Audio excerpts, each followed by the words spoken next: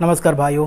बहुत सारे लोगों को ये पता नहीं होता है कि एज रिलैक्सेशन के लिए कौन सा सर्टिफिकेट देना होता है। जैसे कि आप जिस कैटेगरी से बिलोंग करते हैं, सपोज दैट या आप ओबीसी से बिलोंग करते हैं या एससी एसटी से बिलोंग करते हैं या आप पीडब्ल्यूडी कैंडिडेट्स हैं या आप एक सर्विसमैन हैं, तो आपको एज रिलैक्सेशन के लिए कौन सा सर्टिफिकेट देना पड़ेगा, ये बहुत सारे लोगों को पता नहीं होती है। जो नए कैंडिडेट्स होते हैं, जो हमारे नए भाई बंधु होते हैं, वो इन चीज़ों के बारे में नहीं जानते। तो इस वीडियो में मैं आपके साथ बात करूंगा कि आपको एज रिलैक्सेशन के लिए कौन सा सर्टिफिकेट देना पड़ेगा। 100% सही और एक्यूरेट में आपको यहाँ पे इन्फॉर्मेशन दूंगा। मेरे द्वारा किया गया एफर्ट थोड़ा सा भी आपको पसंद आए तो प्लीज़ वीडियो को लाइक ज़रूर कीजिए।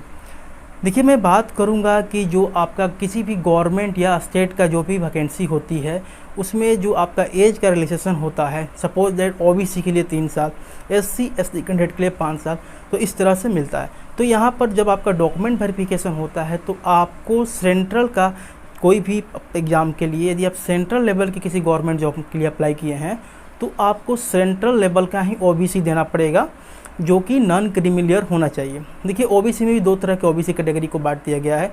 जिनकी आय 8 लाख से अधिक है, कम है, वो सारे क्राइटेरिया वहाँ पे मेंशन रहते हैं। तो सबसे पहले आप जो सर्टिफिकेट बनवाएंगे वो नॉन क्रीमिलियर एनसीएल बनवाएंगे और आपका जो सर्टिफिकेट होगा सेंट्रल लेवल का होना चाहिए। यदि आपको सेंट्रल लेवल का सर्टिफिकेट बनवाने नहीं आता है, आपको इस चीज़ के बारे में पता नहीं है, मैंने इस चीज़ के बारे में काफ़ी वीडियो बना रखी है, मैंने डिस्क्रिप्शन में उसका लिंक भी दे दिया है, आप वहाँ से जाकर देख लीजिए। अब बात करूंगा एससी एसटी कैंडिडेट्स के लिए। यदि आप एससी एसटी से बिलोंग करते हैं और आप एज रिलैक्सेशन लिए हैं, तो आपके लिए कंपलसरी है कि आप सेंट्रल का एससी एसटी सर्टिफिकेट वहाँ पर डीबी में प्रोड्यूस करें। ठीक है, तो ऐसा इसलिए कि यदि आप उस चीज़ को नहीं वहाँ पर दिखलाएंगे डॉक्यूमेंट वेरिफिकेशन में, तो आपको वहाँ पर यूआर में कंसीडर किया जाएगा और आपने एज रिलैक्सेशन लिया है, तो जिसके कारण आपका वहाँ पर कैंडिडेट जो हो जाएगा कैंसिल हो जाएगा। तो आपको ध्यान देना है कि आपका सर्टिफिकेट जो होना चाहिए वो सेंट्रल लिस्ट का होना चाहिए, मतलब सेंट्रल लेवल का सर्टिफिकेट होना चाहिए। ऐसा नहीं कि आप अपने जो कास्ट सर्टिफिकेट है, बहुत सारे लोगों को पता नहीं होता है, वे सिंपली कास्ट सर्टिफिकेट जो होता है ना ब्लॉक से, वो बनवा लेते हैं और उनको लगता है कि यही कास्ट सर्टिफिकेट है, यही ओबीसी है। ऐसा बिल्कुल नहीं।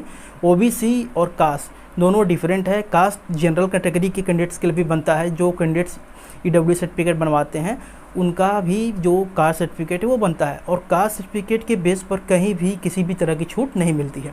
आपको अपना एससी एसटी या ओबीसी सर्टिफिकेट ही बनवाना पड़ेगा। इसके बाद भी यदि आपको समझ में नहीं आ रहा है, कोई मन में और डाउट हो, तो कमेंट में जरूर पूछिए। Thank you.